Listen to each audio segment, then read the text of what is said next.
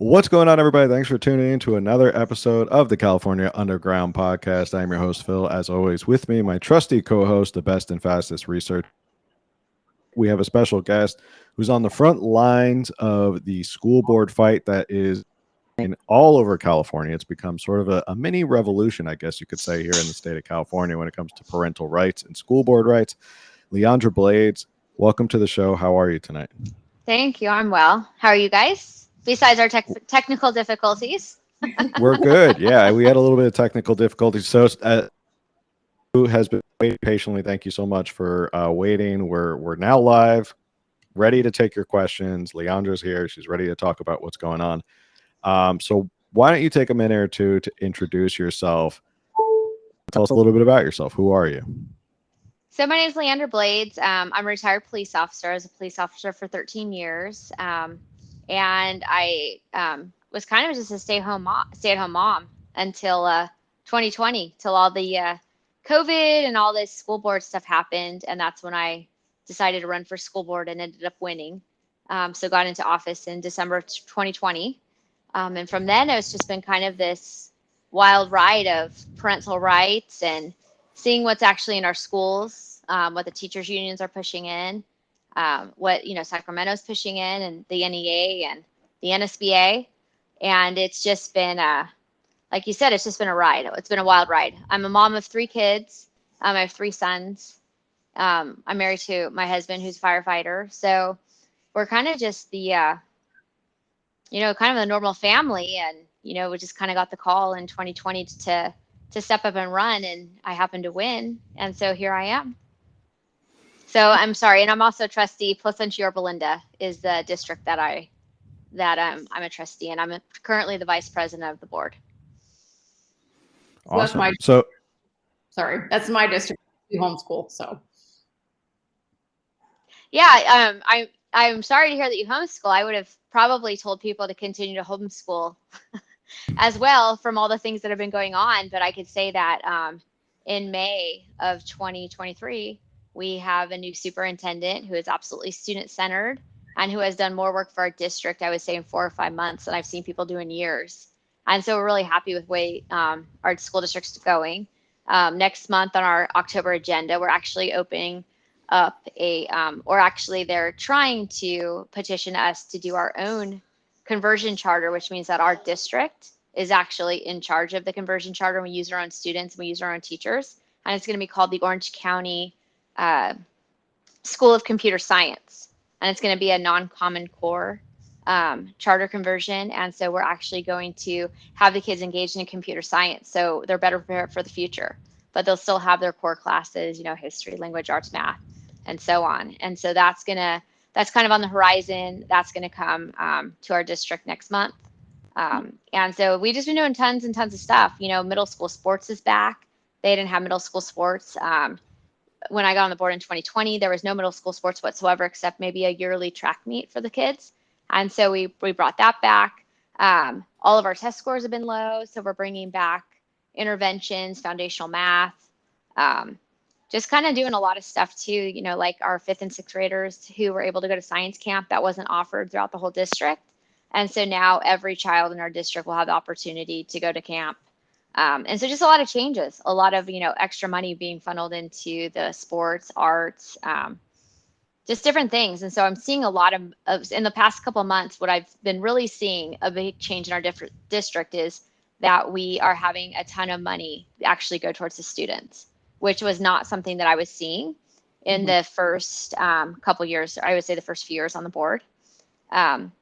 And as you know, too, some of our issues in the past have been, we were one of the first school districts in Orange County or in the state of California to actually ban critical race theory. And so that was kind of one of the things that was probably the first stand that we actually made.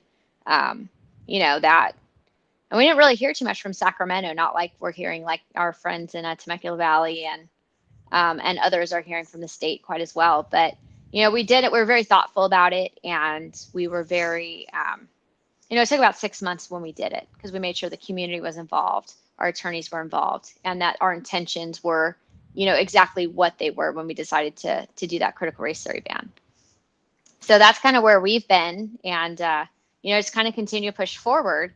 But what our main focus has been is extremely student-centered and doing things that's best for the students, keeping the noise and the politics and the social topics out, and returning to, just curriculum-based education. I'll go back to, you said you were elected in 2020, correct? Yes. Was there something around that time? I think there was something that was happening around that time that prompted a lot of parents to get interested in school board. What was the thing that kind of lit the fire to go, okay, I got to run for school board. This is ridiculous. I got to get in there and do something about it. So I would say I was kind of watching, I was kind of in the political arena slightly, like I helped someone with a school board campaign, and there was like a recall, like, in another city, someone was trying to recall. So I was just doing like little social media things and some research for them. And so then COVID happened. And I remembered when I'd picked up my kids, like even before COVID, one of my kids told me that one of their teachers was a communist. And I thought, what do you mean? You're 12 years old. How, like how are you saying this? And then there was actually a choir class. Like my carpool kids, everybody was in the same choir class, and nobody was singing because the teacher was arguing with them about their politics and their parents' politics. And I thought that was very odd.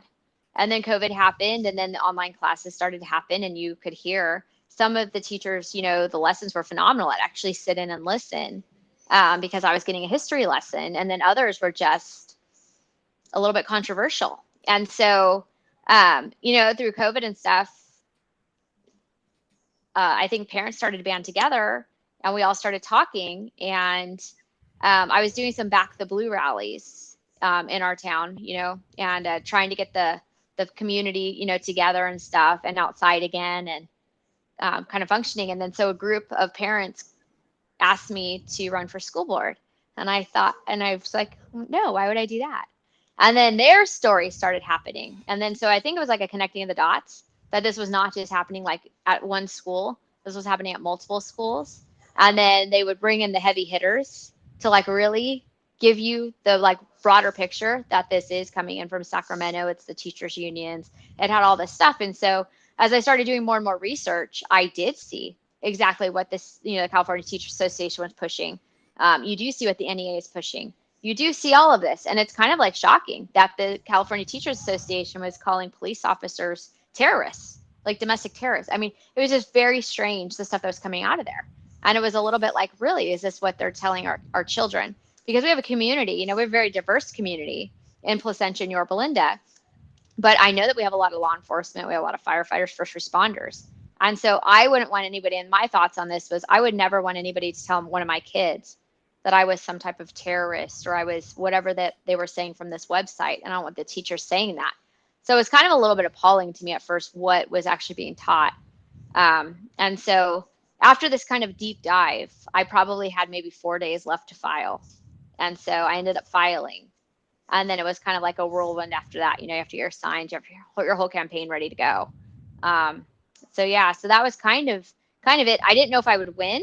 I just knew the type of campaign I needed to run, and I needed to, stand up for parental rights, and I need to stand up for, the kids, as far as too, as just getting a fair education and being taught, the curriculum, and not a bunch of extra, noise. And so I knew some of the things that were happening to my kids too. It just wasn't right. So how was it campaigning in 2020? It must have been a little bit of a struggle to campaign COVID. Actually, well, I went door to door, and I, talked to a lot of people. I knew there were some people who didn't appreciate me at the door without a mask on. And then there were some people who were, ready to have the conversation. So it's very, it was hit and miss. I knocked a ton of doors, and I had a phenomenal team with me who was knocking doors. I mean, it was a 7-day-a-week process. We did so much. We did a ton of work, but we had a lot of support. We had a lot of negativity from, the teachers union, and, from people who don't agree with parents' rights, which that was really the first thing. I never really thought that there was people out there who didn't believe in parental rights, and they believed that whatever the school is teaching your kids, that's just fine. Let them handle it. And so that was kind of my first, that was really my first, I would say, like brush with people who don't believe in parental rights and just think that whatever the school is pushing, whatever people push, so that's okay. But I think we had a winning message because we were for, I think people don't want their kids to go to school and have the school raise their kids. I think they want them to be able to teach their values and their traditions and their morals at home, and then send the kids to school for reading, writing, and arithmetic. And so that was a winning message in 2020, and I still think it's a winning message now. But I think, I was concerned because up until a few months ago, we really hadn't been able to implement that. Because besides, even though you have a critical race theory ban, was there anybody there, was your superintendent and was, your staff, were they actually implementing it and, holding people accountable for it? And so I would say that I believe lately we have become student-centered focused and very curriculum driven. And so I'm super confident that the test scores that are failing all across the nation because of COVID and just because of, the direction education is going, I really think in the next year in our district, you're going to see our scores start to soar. So I'm not obviously as involved with school board issues or public school. I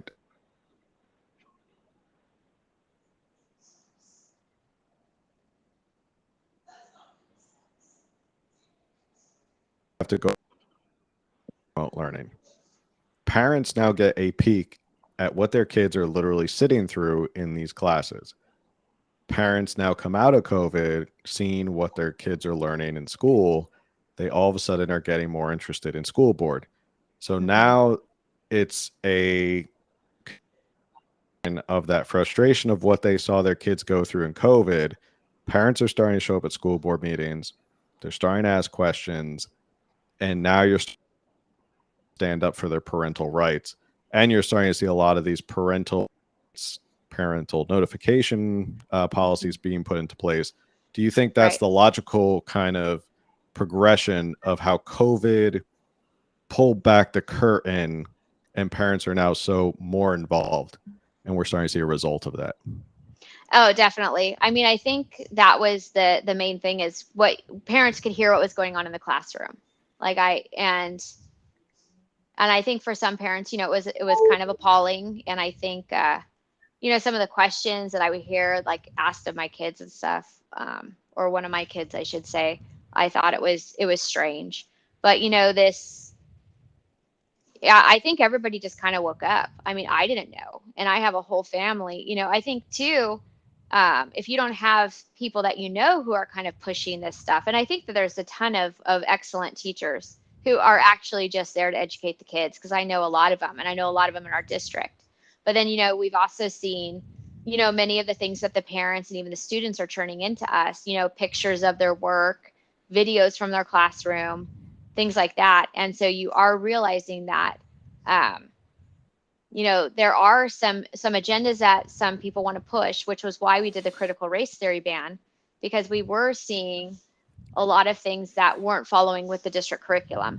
And I will say that with the case of the critical race theory ban, it wasn't because it's only theory and because it's a controversial topic. But I would also say too, is that the districts spend millions of dollars on curriculum. And so for people not to teach the curriculum that you're spending millions of dollars on, like what use is a school board? Especially too, with all of your standards and all of the instruction geared around towards tests and quizzes and all of this stuff. If you have a teacher who's not teaching that, is that fair to the student who's trying to, not only pass this, but then go into the next grade level? And so, I was really, asking for pacing guides and things like that during that time, to keep everything on track. And so that was one reason for this ban, was because we really needed to keep a deep dive on our curriculum and what the students are learning. And I can say that, in some cases that wasn't happening.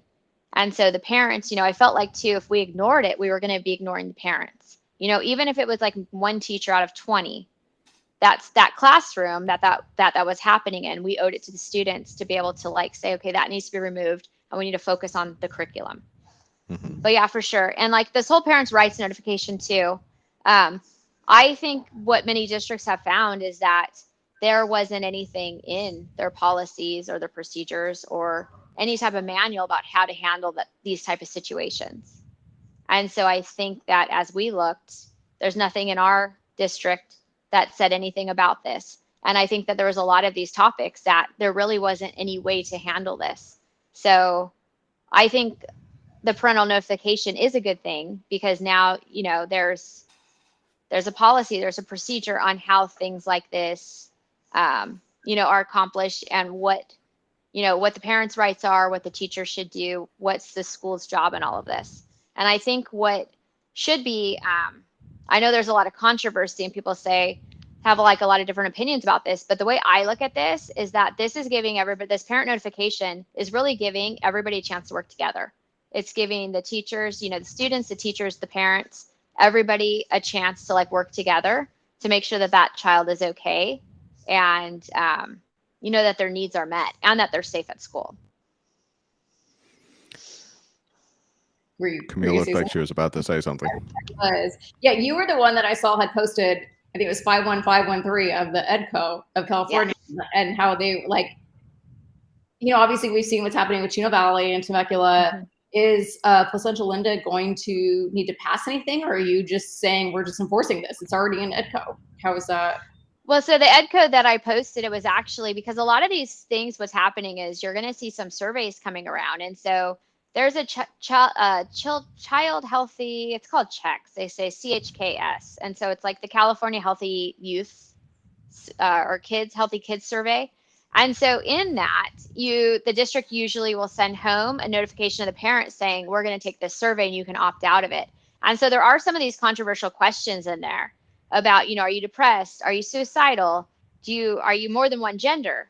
And so you can opt these kids out. And so, or you can opt them in, whatever one you want to choose. But then there's other surveys, as you've been seeing in other districts, where this is not part of this survey and these parents have not had the opportunity to opt them out. And so they are asking controversial questions about pronouns and about gender identity. One district I saw was asking if there was any guns in your home, if your parents drank alcohol, or do they use drugs? And I was sitting there going, why would you ask that stuff? And so that was actually, that was against that particular ed code because there was no parental permission for that. And so from what I was hearing was pulled. But so I think we need to look at that ed code for everybody, because when your teacher is asking for pronouns, like one of my kids, their first or second day of school, their teacher was asking them for their pronouns and to ask them to write an essay about what their pronouns meant to them and why. And I said, we're not writing this paper. He goes, I don't even know what my pronouns are. I said, we're not going to write this paper. And I know a lot of parents said that they weren't going to because, first of all, I didn't think that it was correct. But also, too, why do we treat kids differently than we treat adults? If you were going for a job interview and somebody asked you what your pronouns were or what your, sexuality was or any of these questions, I mean, that's a lawsuit waiting to happen. But we have adults asking these kids these questions. And it's just so inappropriate. What does that have to do with a language arts class? Right. And so that's kind of my outlook on that. What age or grade was that student?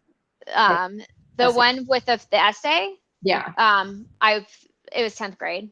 10th grade, okay. Yeah. And then there's been some others, lower, asking for pronouns in other age groups and stuff. And so that's why I put that out there, because it just seems like all over the state of California, because, you follow other groups and you follow other districts and stuff like that. And parents start posting this. This is what was just given to my kid.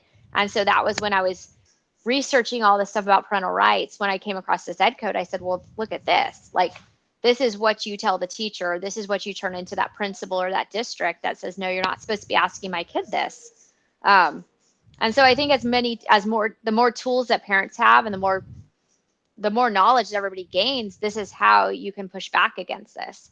Because is it appropriate? Was I upset that this person's asking my son for pronouns? Like, should my 10th grade son have to think about pronouns and what does pronouns mean to him?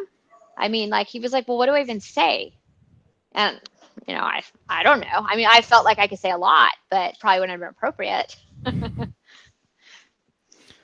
I'm man, I had a question right on the tip of my tongue. I hate when that happens. Sorry. What are some?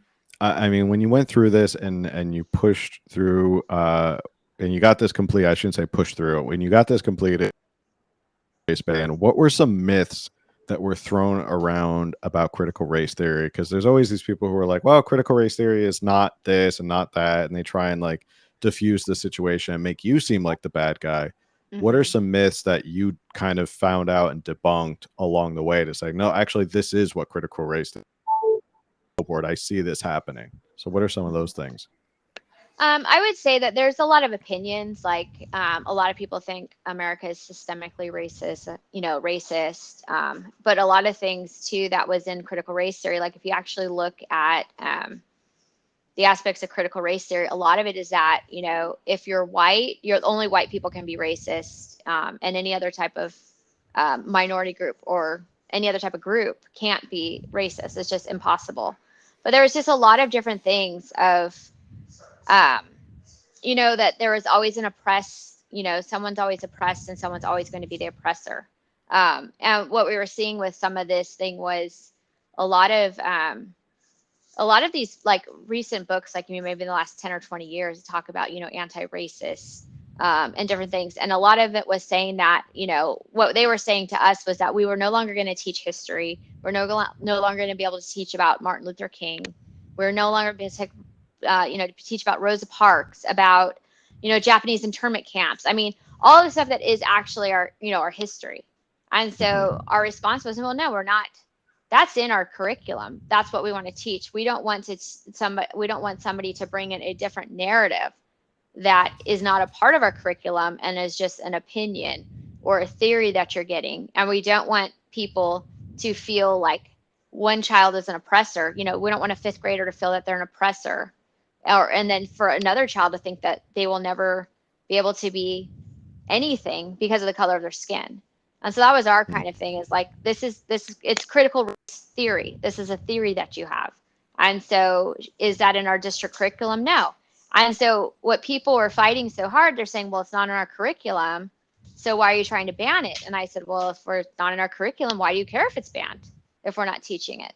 And so that was kind of a lot of the things that were floating around. And so, we were racist for, banning it. I mean, it was a little bit of I think it was a little bit of a nightmare, but when the kids would come home and, people are teaching intersectionality in the classes, and they're, just teaching a lot of the critical race theory concepts. Even sometimes they weren't even saying, the word, but they're teaching the concepts, and then like you can come home and identify it, and they're asking questions like, well, why would he say this? Like there was a teacher who told my son that they were racist if you see a group of, like maybe a typical race across the street, or like you're on the same side of the street and you cross the street, because it's like the safer thing to do, that you're racist.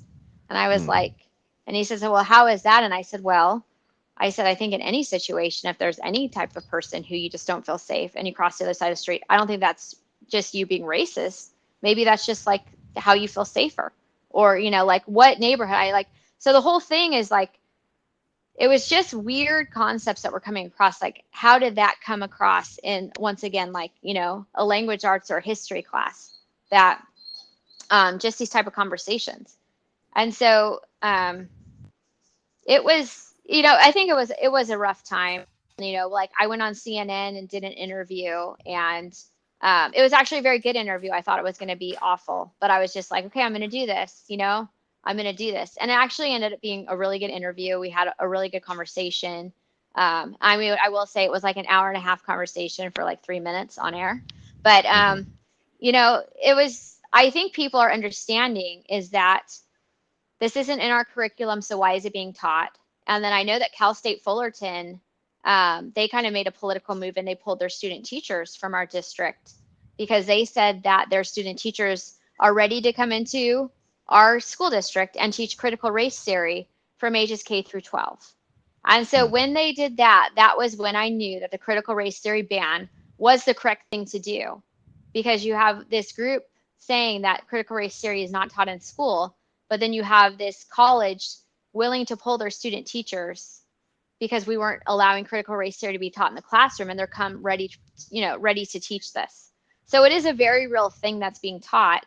And I know that some teachers have said that they can't wait for me to get out or to lose power or to, lose the next election so they can go back teaching the way that they used to want to teach, which tells me that, they weren't sticking to the district curriculum, maybe some of them. So I just think it's important. I think if we start to look at this whole thing as an employer-employee type thing, like if you have an employer and they tell you to do something a certain way and you deviate from it, is there repercussions for you? Can you possibly get fired if you're not doing what your employer asks?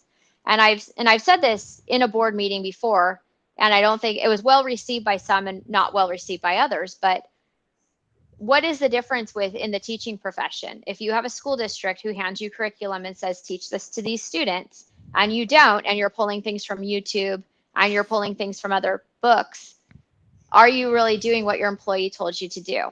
And is there and should there be a thing about teachers' autonomy, which basically means when these students enter your classroom, they are yours and you can interject whatever you want in there. That means politics, possibly religion, whatever.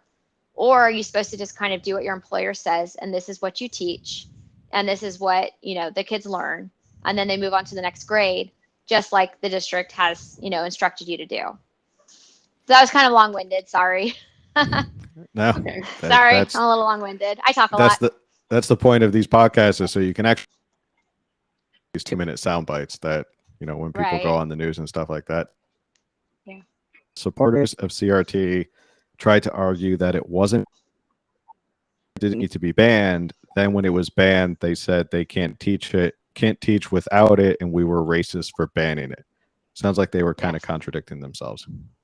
Yeah, it was kind of a big contradiction. I felt like when you sat back and you're hearing the arguments, and there was a lot of examples that parents and students were sending in that we couldn't, like people were like, well, show me these examples. And it's like, well, this isn't a private email. And they're saying, please don't show this to anybody. We don't want to be outed. We don't want our teacher to be upset with us. And so it was happening. And I'm not saying that it's happening all over our school district, because there are just tons of wonderful, wonderful teachers that work very hard in their job, and they're trying to give these kids the best education. But we're seeing it. We're seeing it all over the news, and we're seeing it all over social media, that there are some people who believe that their classroom is theirs and they should be able to teach whatever they want to these kids. And I think that is I will say, and I've taken the stance before, it is inappropriate to do so, because you're an employee, and that's your job, is to teach what the district has spent millions of dollars on this curriculum, to give these kids a good education and something that will make them successful in the future. And I know that I've seen a ton of things from like the California Teachers Association, which, most of these union dues, from our teachers, I saw where the dues go to. And so like, say a teacher has $120 of dues every month that they have to pay to the union, because there's chapters in every single school district of the California Teachers Association. So like, there's like $70 will go to the California Teachers Association. Like $20 will go to the NEA, and then the rest of the money will go to the local chapter. So really, like the majority of their money, you say almost 3/4 of the money, is going to these political organizations, and it's not even going to like the local chapter. So it is politics, and this stuff is being pushed in, and that's how these unions have gotten so much of this power, and that's how they're able to, to fund these, politicians. It's how a lot of this stuff is being put in. And so my thing is, I've been continually asked this question, is why is the California Teachers Association, is supposed to be about wages and benefits and, what a normal union would be. Where did they find their way into our curriculum? Where do they find their way into our instruction? And where do they have such a big voice in our schools? And why are they pushing their teachers to push this into the classroom? So that would be my question, because I've been a union member. I started off at LA County Sheriff, so I was in ALADS. And then, my local, as a police officer at, a city police department, I was in the union there.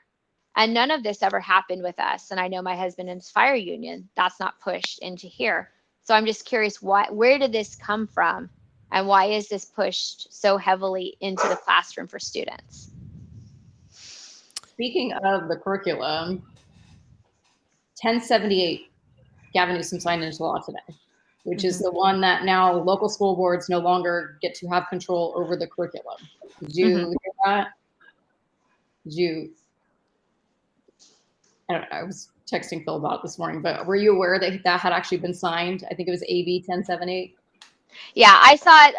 I think it was last night or Monday. Yeah, Monday night.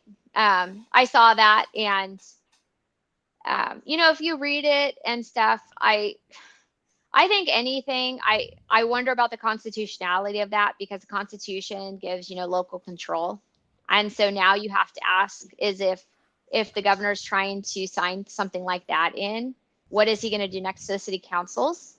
Like, you know, where does it stop? And so I do think that this is probably the hill that we have to, that, you know, we might have to die on, or you know, stand up and fight on this one, because local control is, you know, paramount for our school districts. I mean, this is what, you know, we're elected in. And so you kind of sit there, and I'm not really in this, I'm not in as big of a panic mode as I think some other people are about this, because I did listen to Tracy Henderson today from the California Parents Union, and she was given, like, you know, some really good advice, like, hey, is this actually constitutional?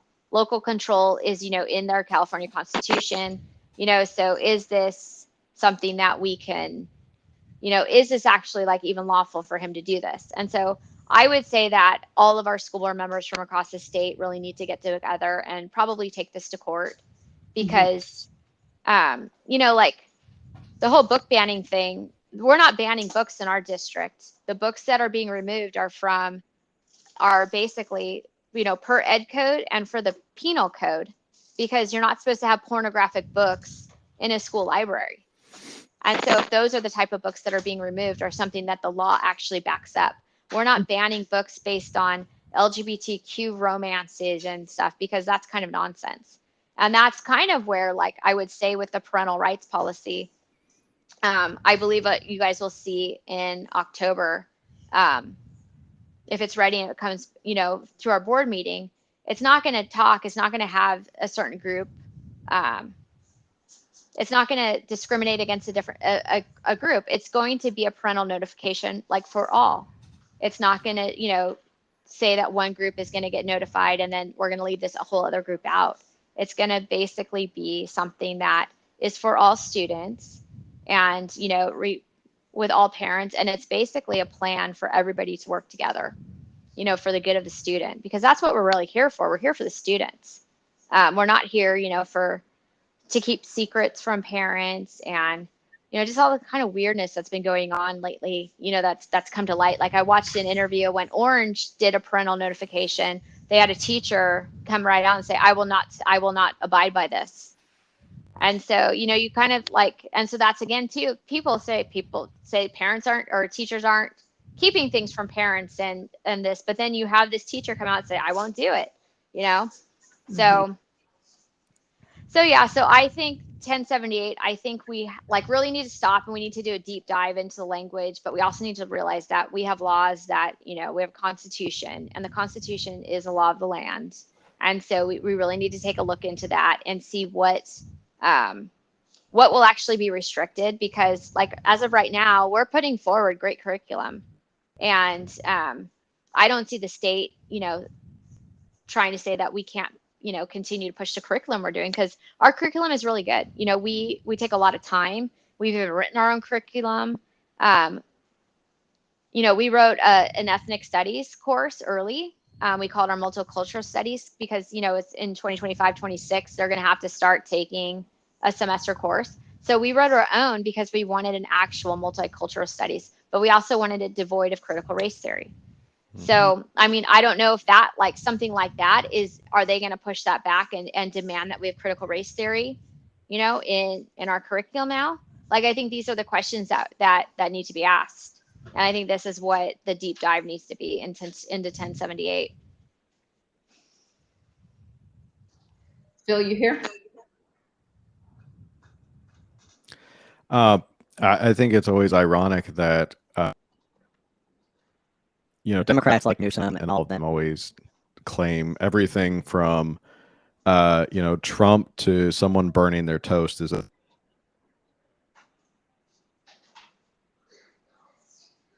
but then when it comes to like actually like local controlled locally elected officials like yourself who were elected by people who say, okay, this is who I want as my representative, and then you put those representatives in place, the representatives do, and then all of a sudden they do what Newsom and all of them don't want. All of a sudden they're, oh no, we got to pass all these laws and override them and take. We don't want to respect the will of the people. We know that you were duly elected and this is what people in your locality want to happen, but we're going to just override it because we want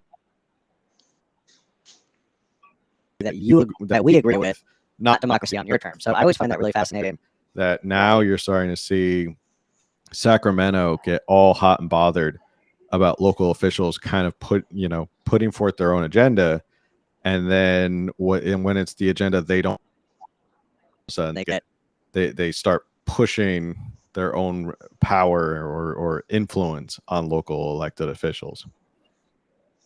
No, I agree. And I think that that's actually like the most scary thing is that, the people spoke in all of these different board races. In Orange, the people spoke, but the union and, a small group of, I don't know if they're parents or whatever it is, but I mean, we've watched these, some people have infiltrated some of these meetings that they've had, and it's the unions, and the CTA is absolutely behind the recall in Orange Unified.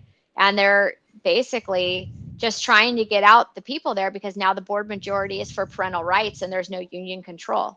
And so, they're trying, the same group, they're attacking me, they're attacking, others, but they say this is a coordinated, this is going to be coordinated against with all these different boards because of the whole loss of control.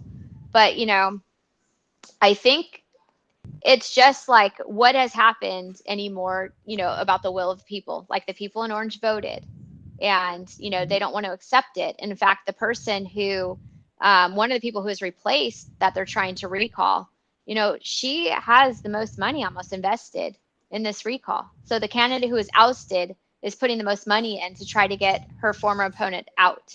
And so, and she was a union-backed, school board member. And so I just kind of think too it's kind of a slap in the face for the people of California to have, the governor, you make all these strides, you do the thing, you do what, you're supposed to be doing, and you put in elected officials, to make the change that you want. And then, the powers to be up in Sacramento, oh, no, that's not what we wanted for this. And so, they try to put in other laws. And I think that's where we have to start to fight, because I mean, if we can't even control our own, like city councils and, our school boards and all of the things that we're supposed to be doing locally with all this local control, then really, do we have any more power? Do we have power anymore? And I wouldn't even say it's even power. It's just like, do we have a voice? Like they're really trying to take away our voice. Yeah. And it kind of, I mean, California is such an enormous, diverse state, so much more than just LA and San Francisco that everybody else thinks it is. Right. I mean, was it 58 counties? I mean, we're basically like our own little country, but Sacramento just passes these laws that they think applies to everybody when it doesn't, and they diversity of thought, they don't respect diversity of opinion. And it's gotten scary to the point of like anytime there's like a threat, people and push back on their agenda, they have to like rally around this and just crush it as fast as possible with the most amount of power. And you're seeing this, I guess they're going to be like future gubernatorial candidates. Tony Thurmond showed up to one school board. Rob Bonta is making a big deal about he's suing local school boards to enforce these policies and get these temporary restraining orders. And I think it's we had an episode a couple weeks ago. We were talking about the recent slate of bills that has come out of Sacramento has a certain way at local school board power and authority. Right. you have what was it coming? I think it's SB 95. What's the one that they fined people, or they were planning on finding people, or disruptive at school board meetings, people who want to speak up at school board meetings. I forget. You were just talking 1078 is another one. Yeah. So there's just a slew. You can look at it. They're using a lot of these, whether it's critical race theory or the they're using these as wedge issues to try and separate parents from their children via public Right. school, and then people like the weight of that and making it hard for them. So now they just have to kind of drop the hammer on you. How do you feel about that? Well, I think so. From one thing that I've learned, it's one thing that I've really learned with this whole journey is that the worst thing that you can do as a school board member is to play politics. And so what I've understood, very quickly when I got in there is I did listen to both sides, and I still try to continue to listen to both sides. Some sides don't want to speak to me anymore, but you can't govern only for your political point of view. You have to govern for all. And so it doesn't matter who it is, what sexual orientation they are, what religion they are, what color they are. I'm supposed to be governing and representing all. And so anytime that I make these decisions or have to make a choice, like even with critical race theory, it took so long to push it through because we really needed to ensure that we were representing all. And so with the critical race theory ban, it was like everyone was receiving the same education. This was for every student. It was going to affect every student in the same manner. And so I think when some of these politics are pushed, or we're trying to make these political moves, I don't think that it's good for I don't think it's good for anybody, because we do need to govern for all. Like if you think of this whole movement with the LGBTQ, and their rights, yes, they have just as many rights as straight kids, as whoever else. And so you have to take that in perspective. But then also too, is the best way like single stall bathroom to get rid of this whole bathroom and this locker room debate? Like, do we have to start thinking outside the boxes? I mean, I don't know, like for me personally, do I like to go into a single stall bathroom in a restaurant, or like, if you're visiting somewhere, versus like, a stall of like 8 or 10? I don't know. There's a little bit more privacy. So like, there's things that you have to start like kind of thinking about, and you can still stand up for your, for parental rights, and you can still stand up for rights for the kids, but you just have to make sure that you're standing up for everybody and that you're not discriminating. And so that's one thing that I think that the lines can, you don't want to like have those lines be crossed, because in the end of the day, who voted for you, and that a certain percentage of whoever voted for you, but you still have to represent everybody. And so I would say that too. And I'm on the I'm on the Orange County Republican Party, the Central Committee. And that's what I've told people is I think like we're missing the boat here. Like, you are a Republican and people liked your ideas, so they voted you into office. And then the thing that you do is that you immediately start to play politics. And so instead of looking at like, do these students need more funding? Do the arts, do the sports, do these things need more funding? Like, look at our test scores across the state. They're abysmal. They're horrific. And yet we have people who aren't worried about that. They're worrying about maybe a political agenda. But what are you doing to serve all these students? And so I think that the focus really needs to be, and that's kind of the way I've been trying to govern, even though I have like people who don't agree with me politically trying to say that I'm doing otherwise. I mean, you can't really pinpoint anything that I've done that is, political for these kids, because I've really been trying to govern for all. And that's kind of been my motto, is like, I can't do something that's only good for one group. I have to do something that will be beneficial for everybody. And so I do think that sometimes when we get so politicized and when we make these political stands and we're doing this, like, is it detrimental? Because like, yes, maybe you have X, Y, and Z passed, but where are your test scores? Where's this money going to? Can you be pushing more money towards these kids? Can you be doing this? Can you be doing that? And so I think that a lot of people, everybody, no matter what side of the aisle you're on, like, you just need to stop. I mean, yes, there is an agenda, and yes, you can stop that agenda, but we stop it, but we don't need to attack a certain group, or we don't need to do this. We need to just be governing for all and try to do what's best for all and make decisions for all students. And so that's kind of where I am. And I've tried to stay out of this whole, the politics, because I realized early on, I did listen. It was kind of like, you'd like kind of like go and you start listening, you listen to all sides. And then you realize too, people say the best people are the ones who will govern for all, and who won't do stuff that's just good for, like, say, a certain party, but they do what's best for everybody, or they try to do. The intention is to do what's best for everybody. And so that's kind of the way that I've, tried to do it. And I'm really hoping that, like, like transparency, like we didn't have our school board meetings. Nobody could watch them from home. And so that was one of the things I ran on, was transparency. And so now, we live stream all of our board meetings. And so, like, I'm trying to do things that's good for everybody. And I'm trying to put the money, where it's good. Like, if we could divert it away from, like, ridiculous, like there is just so much, like, waste. There's so much waste in the public school systems. And so can we get rid of that? Can we get one of that? And can we actually put it towards the students? And so that's what I've been telling a lot of people to do, is we need to fight for the parental rights. We need to stand up, and we need to continue to do the right thing by the students. But, we really have to make sure that we're not being activists on a school board, because there's no place for that. You're supposed to stand in the gap for these kids, protect the kids, make sure they're getting the good curriculum and all of that. But really, at the end of the day, you do govern for everybody. And so it doesn't matter how far left, how far right, how in the middle it is. Like, you govern for all of them, and you need to listen to all of them, and you need to just right by everybody.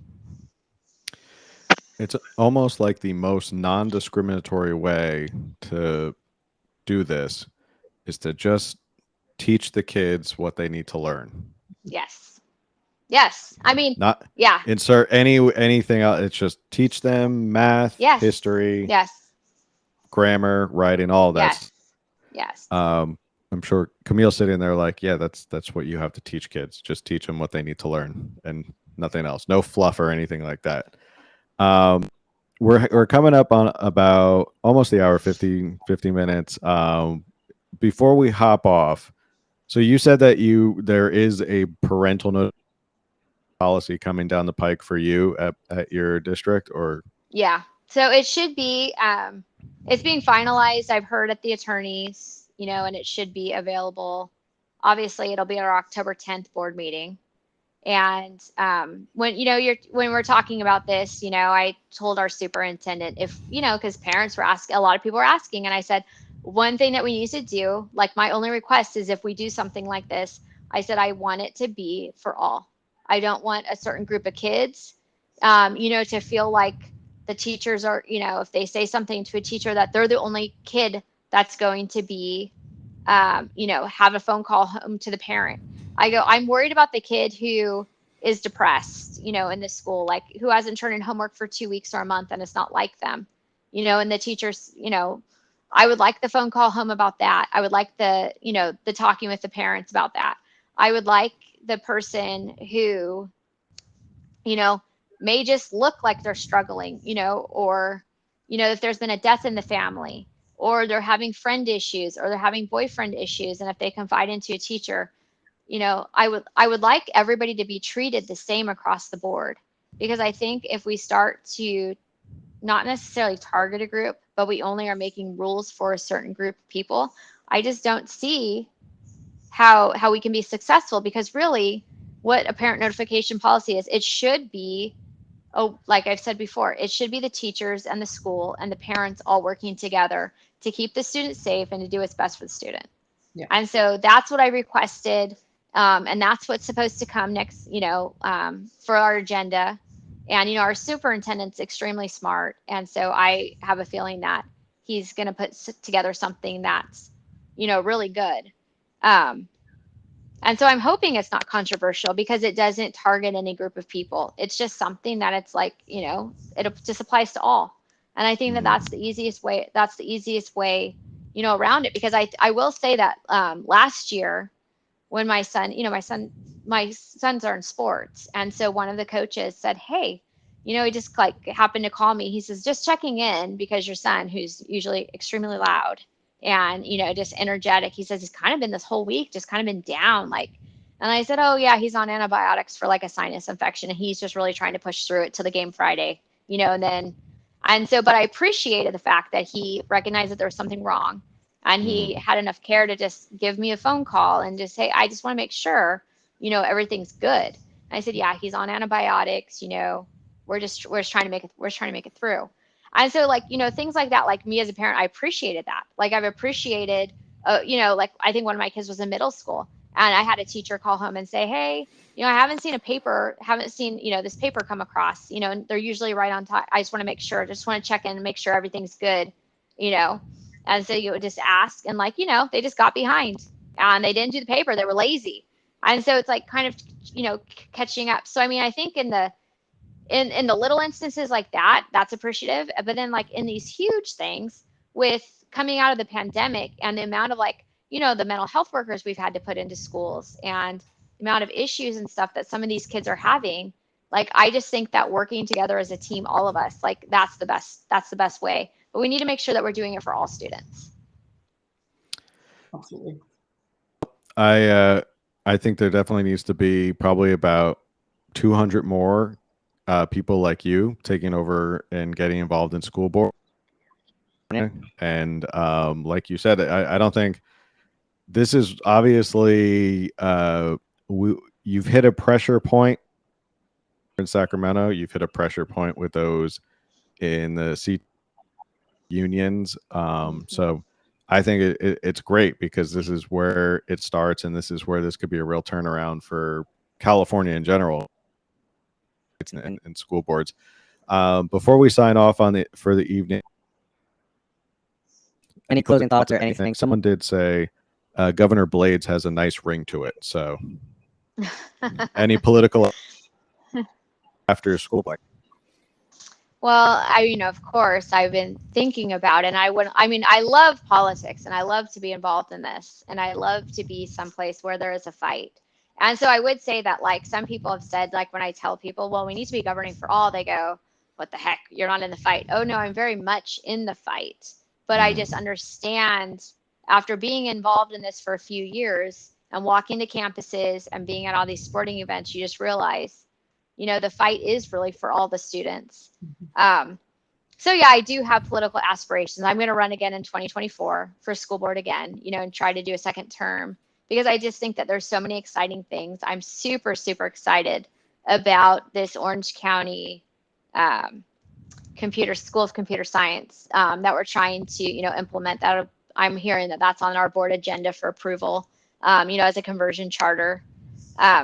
And so there's just a lot of things too that I'm just seeing happen that I've seen in the last few months that we've been able to work on, and things that I've been wanting to do for the last few years that we just haven't been able to because there was no board majority. And so I want to see this stuff carried out. I want to see what happens, and I want to see where we can take our district. But yeah, after that, I would like to maybe do something else. I mean, some days, when you're just getting attacked for things that you didn't even do, you're like, okay, this is kind of a huge headache, and how much more do you want to take? But then you just realize if I wasn't doing something that I was supposed to be doing or being effective, nobody would attack me. Right. So, and I think too that I think for anybody that is getting hit by the unions, and I think the question that we have to ask is, when you have somebody like me who's running or is in a school board position, you have to ask yourself, why is the union attacking that person when she's standing up for all the kids? She's trying to give them the best education possible. She's trying to get as much money into the students, as possible. Why would the union have a problem with that?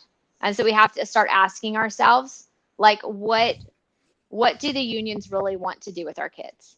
Because I can tell you right now, from my experience, it's not about the education or to do what's best for the kids. And so I would say, yes, for sure. We have to be standing up, and we have to be standing up against the unions, because just looking at, what they're doing in Sacramento, and then looking what they're doing locally, that's really the fight. The fight is good curriculum and to keep all this social justice and the social issues out of our classrooms. So for any school board person who wants to run, feel free to call me and we can talk about this. But I think the message also has to be is you can stand up against the union and you can stand up against this, but you can still, you know, work for all students, which is absolutely my message. My motto has been, you know, every student every day since the second I took office. And so I stand by that. And, you know, that's going to be my motto going into 2024 as well. I think that's a almost perfect place to end tonight's episode on that message. And Governor Leandra, thanks for coming on tonight. Open invitation to come back in, check in maybe after October, and let's see how the parental notification policy goes through. Keep us updated on what else you're doing to and before we end tonight, I like to say, as I end every show, make sure you like, share, subscribe, review, all that stuff. Show is to share it with a friend, especially share it with parents of children who are in public schools, so that you know what's going on and how you can get involved. And if you want to, you can reach out to Leandra. Yeah, that's basically it. We'll see you all in the next one. Everyone have a good night. Thanks again. Thank you so much. All right. Good night. Good night.